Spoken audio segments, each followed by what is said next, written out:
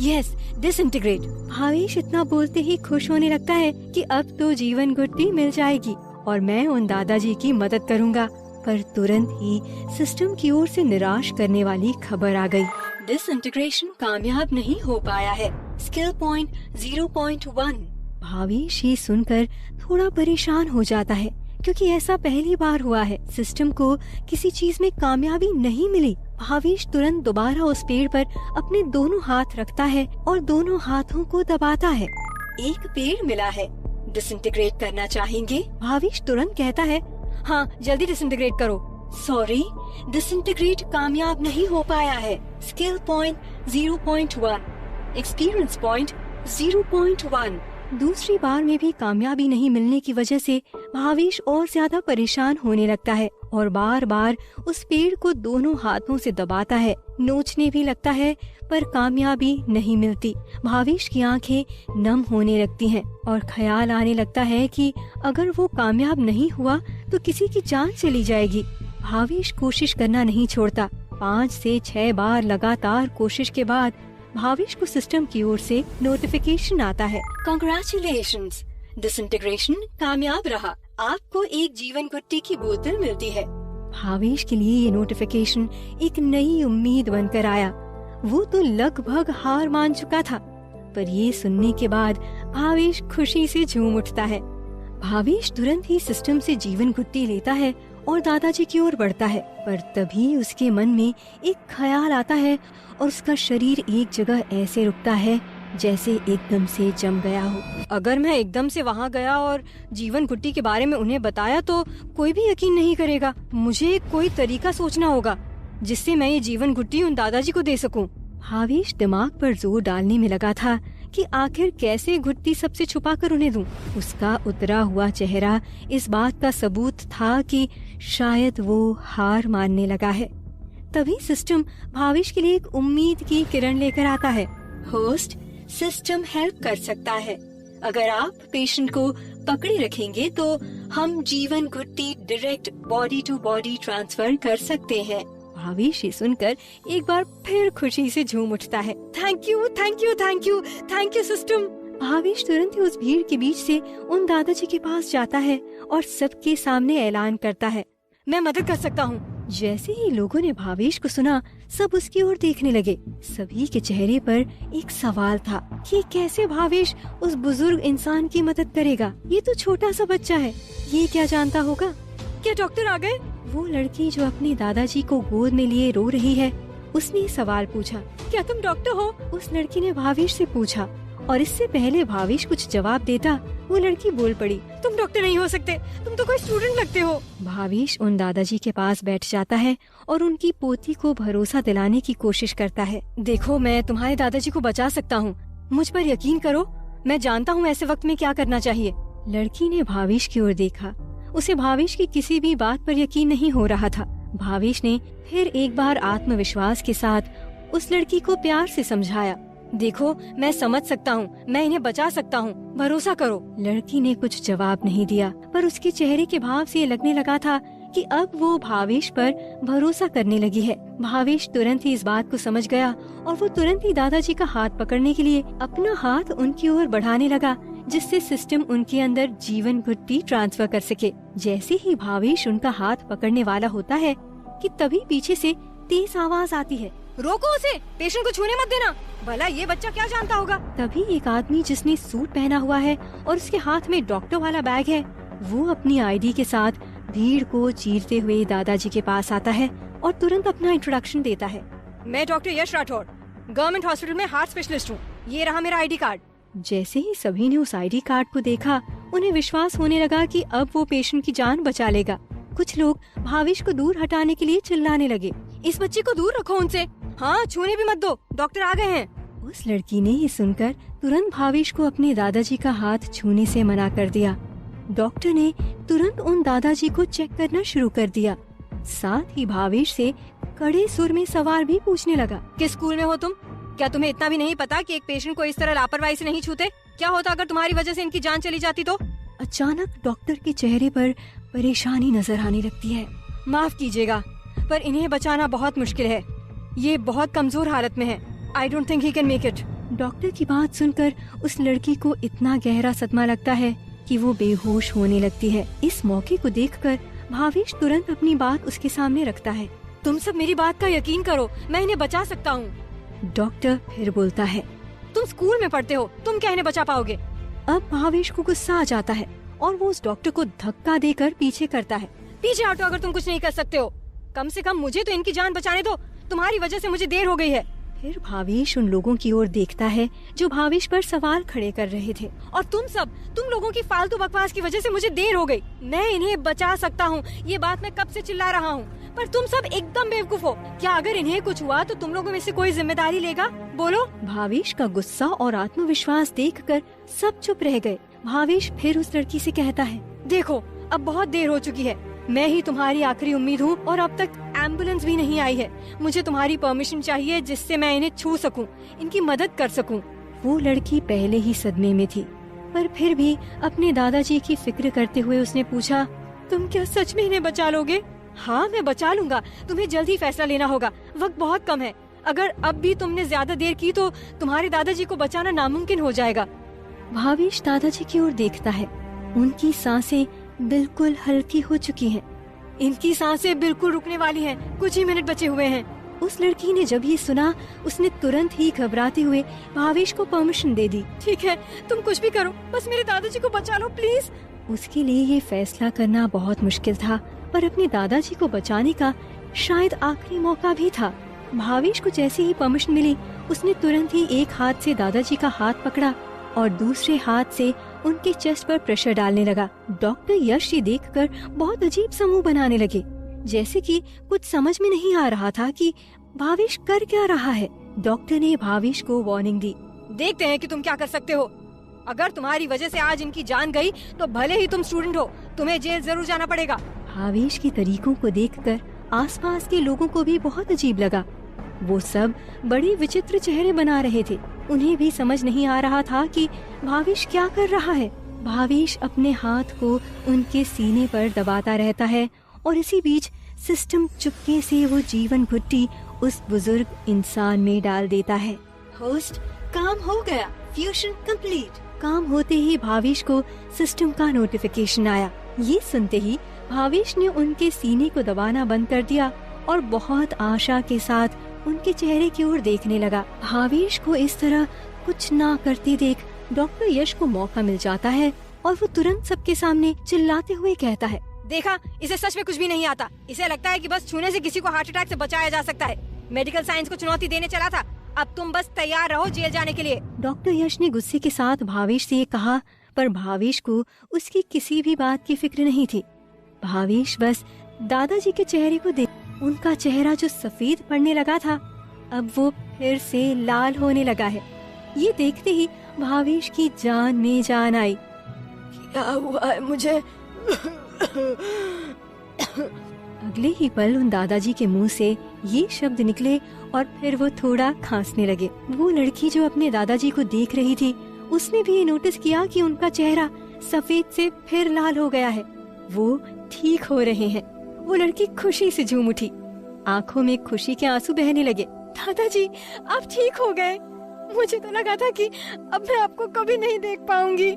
आसपास के लोग भावेश का ये चमत्कार देखकर एक तरह से सदमे में चले गए थे। सब चुपचाप खड़े थे। किसी को जैसे विश्वास ही नहीं हो रहा था कि जिस बच्चे की वो टांग खींच रहे थे, उसने किसी की जान बचा ली। तभी वो दादाजी खुद से अपने पैरों पर खड़े हो गए।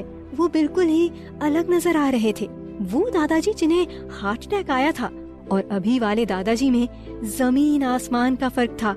डॉक्टर यश को तो अपनी आंखों पर विश्वास ही नहीं हो रहा था कि भावेश ने बस छूकर किसी की जान बचा ली। How is it possible? नामुमकिन है ये। हालांकि वो इस बात को नहीं झुटला सकते थे कि भावेश ने अपने तरीके से दादाजी की जान बचा ली। मुझे भी ये तरीका सीखना है। क्या तुम? इससे पहले डॉक्टर यश अपनी बात को पूरा कर पाते, उन्होंने सामने देखा पर भावेश वहाँ नहीं था। सब यहाँ वहाँ देखने लगे पर भावेश दूर दूर तक नजर नहीं आया। उस लड़की ने बोला, वो अचानक कहाँ चला गया? अभी तो यही था ना? सब भावेश को ढूंढ रहे थे। उनके मन में हजारों सवाल थे।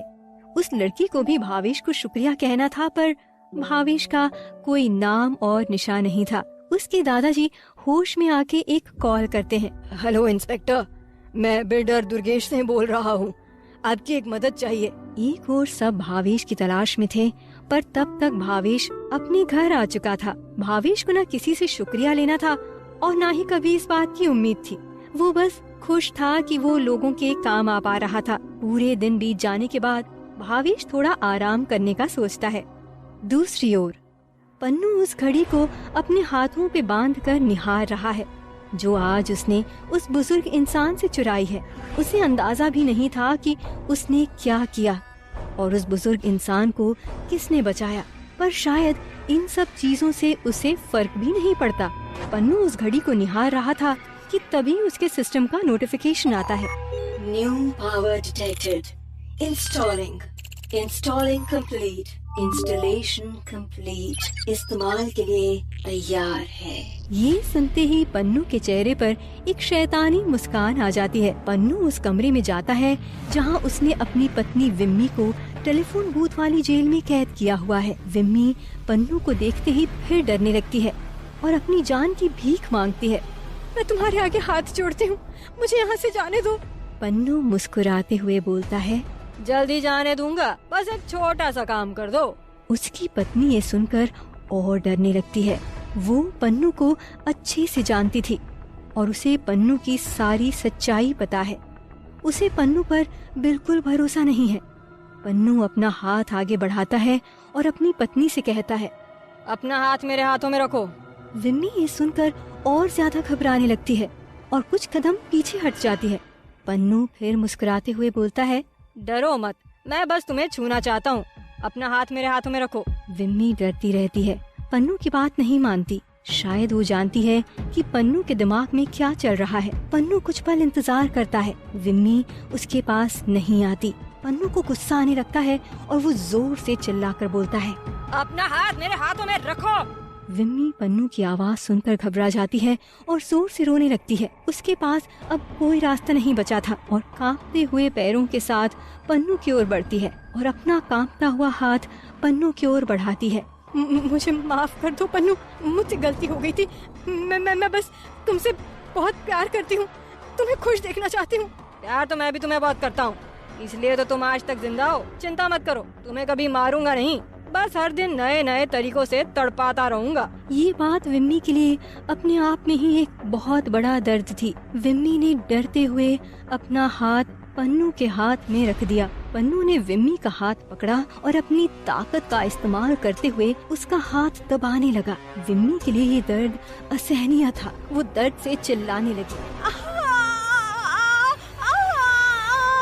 पन्नू को विम्मी का ये दर्द देखकर मजा आ रहा था। कुछ पल ही मजा लेने के बाद पन्नू रुक जाता है। विम्मी दर्द की वजह से फूट फूट कर रोने लगती है। फिर पन्नू अपने सिस्टम को कहता है, नई पावर को टेस्ट करो। ओके।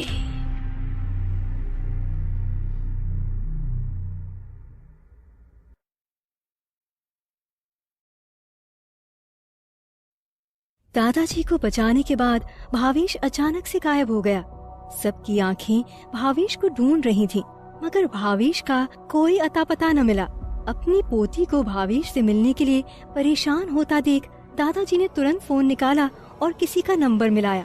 वहीं दूसरी ओर पन्नू को नई पावर मिली है और वो उसे अपनी पत्नी पर आजमाता है। पन्नू जैसे ही विम्मी का हाथ थामता है, तुरंत ही पन्नू के हाथ से एक बिजली जैसी लाल तरंग विम्मी के शरीर में जाती है और पन्नू आंखें बंद करके कुछ देखने लगता है। कुछ पल ऐसा ही चलता है। विम्मी पूरी तरह बेहोशी की हालत में आ जाती है। ऐसा लगता है जैसे कि उसका दिमाग काम ही नहीं कर रहा हो। ऐसा लगता है जैसे पन्नू विम्मी के अंदर से कुछ ले रहा है। कुछ देर बाद पन्नू विम्मी का हाथ छोड़ देता है। विम्मी बेहोश होकर नीचे गिर जाती है। पन्नू मुस्कुराते हुए विम्मी की ओर देखता है जो बेहोश पड़ी है। मैंने सब कुछ देख लिया, तुम सच में मुझसे बहुत प्यार करती हो। तभी तो जब मैं इतने साल पागल खाने में था, तुमने कभी किसी और मर्द को अपनी जिंदगी में नहीं आने दिया।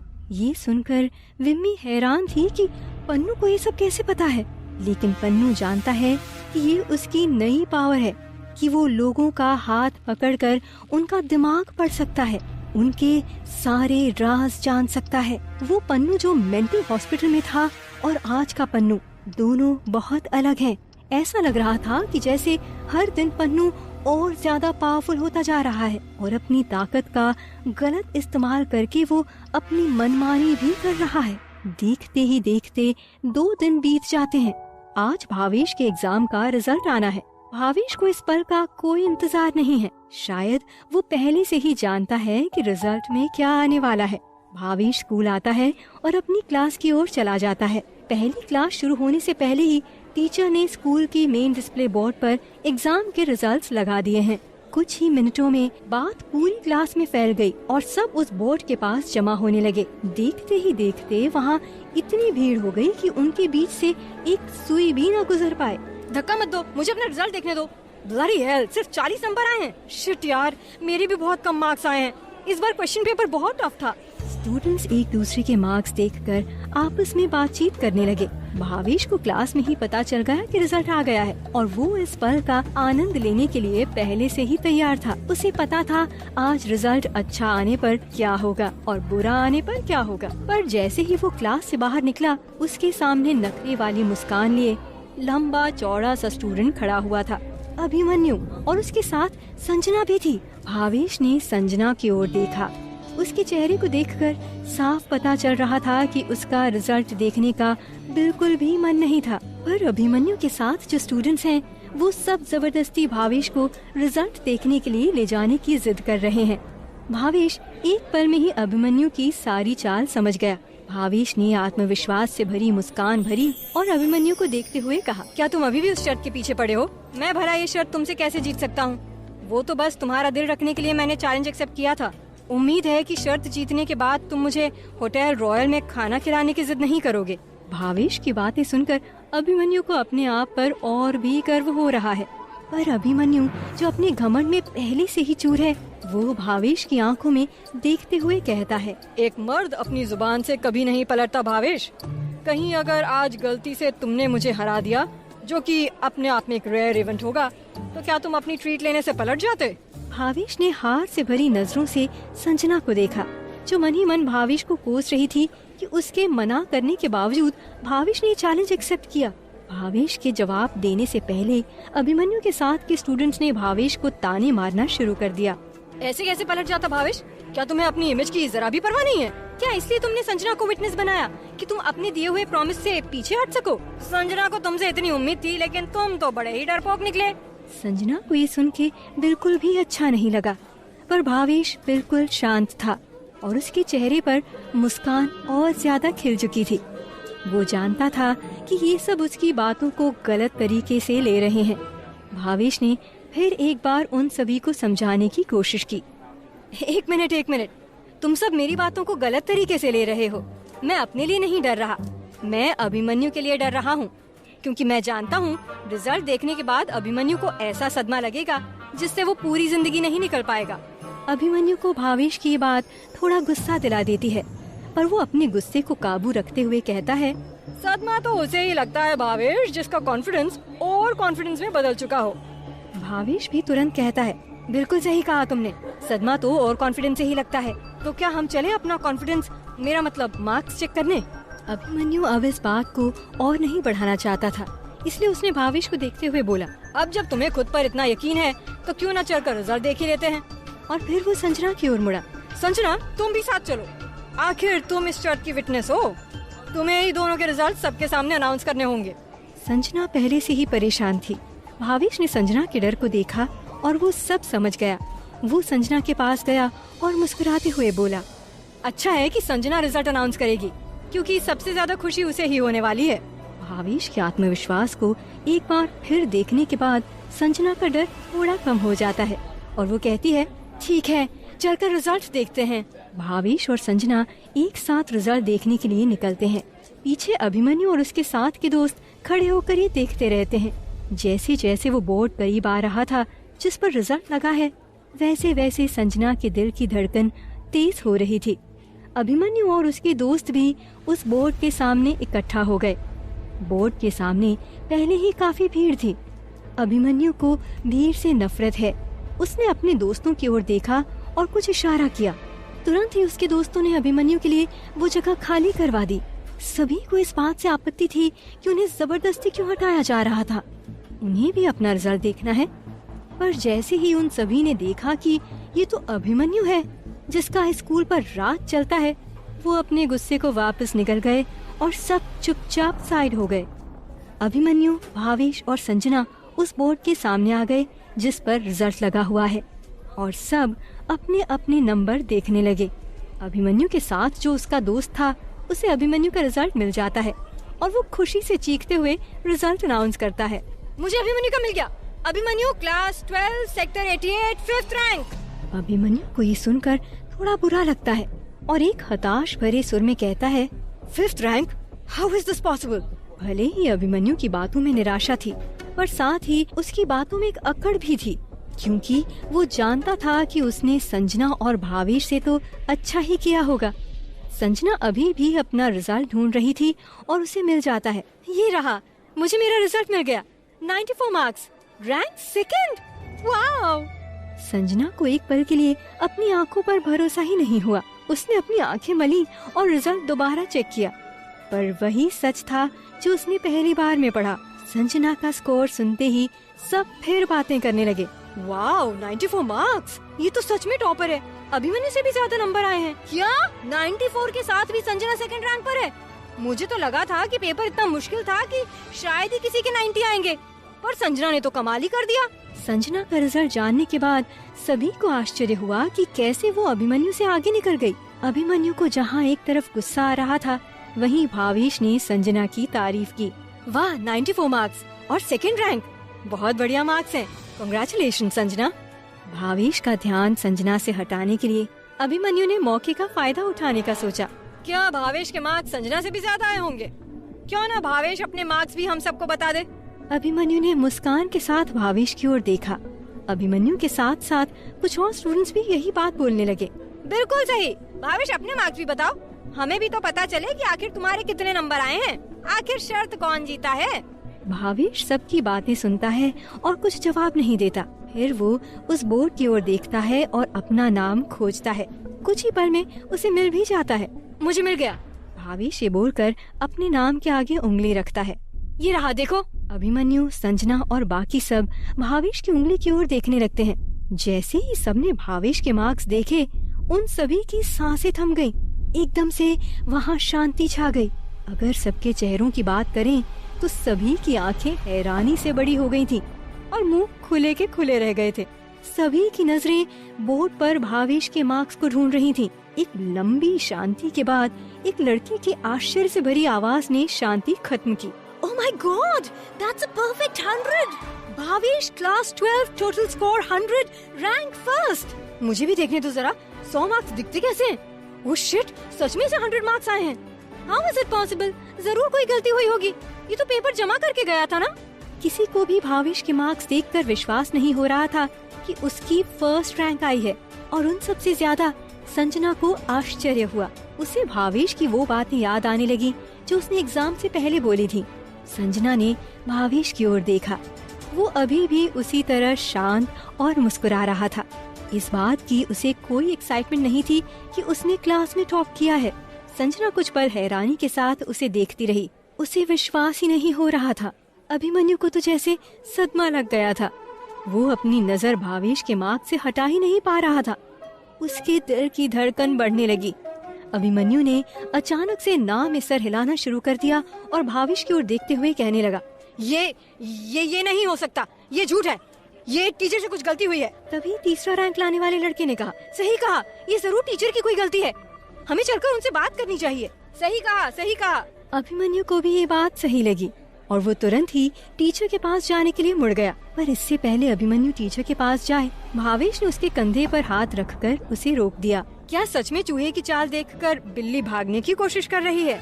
जैसे ही भावेश ने ये बोला, सबकी नजरें उन दोनों की ओर गईं। भावेश की बात अभिमन्यु को सुई की तरह चुभी। वहीं संजना की आंखों में भी अभिमन्यु के लिए तिरस्कार साफ नजर आ रहा था। अभिमन्यु को बहुत ही ज्यादा ह्यूमिलिएटेड महसूस होने लगा, पर वो जल्दी हार मानने वालों में से नहीं है। उसने तुरंत ही तिकड़म लगाकर एक तरकीब निकाल ली। मैं भाग नहीं रहा भावेश, मुझे ऐसा लगता है कि पेपर चेक करने में कुछ गड़बड़ हुई है, इसलिए मैं टीचर के पास जा रहा हूँ कंप्लेन करने। जिससे वो तुम्हारा पेपर दोबारा चेक कर सके।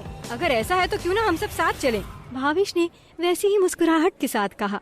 संजना को भी मौका मिल गया अभिमन्यु को नीचा दिखाने का। क्यों नहीं, अगर तुम्हें लगता है कि कुछ गड़बड़ हुई है तो हम सब साथ चलते हैं टीचर के पास और अपनी आँखों से भावेश का पेपर देखते हैं। संजना की बात सुनकर बाकी के स्टूडेंट्स भी यही कहने लगे। हाँ, हम सब चलकर देखते हैं। और सभी एक एक करके टीचर्स रूम की ओर चलने लगे। जहाँ भावेश बहुत ही कॉन्फिडेंट था, वहीं अभिमन्यु को डर लग रहा था कि कहीं वो गलत निकला तो उसकी और ज्यादा बेइज्जती होगी। वो पूरे रास्ते भगवान से दुआ करने लगा कि भावेश के पेपर में कुछ गड़बड़ी निकल आए। कुछ ही मिनटों में सब टीचर्स रूम आ गए।